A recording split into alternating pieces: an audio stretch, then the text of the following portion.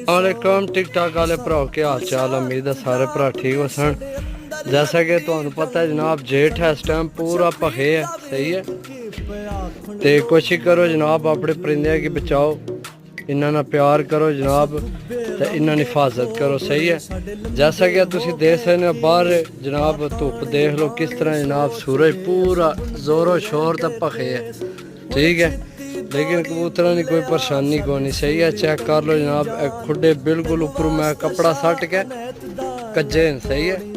तो ये बिल्कुल 3 खुडिया साया है, सही है, छाम है। हूँ ताज़ा पानी आंदा जनाब, वो थोड़ा थोड़ा जनाब सटिया ठंडा पानी फर्शे ते, ताकि इन्होंने पैर भी ना सड़न, सही है।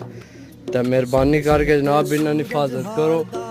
अक्सर मैं देखा कबूतर लोगों ने कसम धुप्पे ही सड़ने लगे, तो बीमारियां बढ़नियां ने, तो जनाब फायदा को नहीं।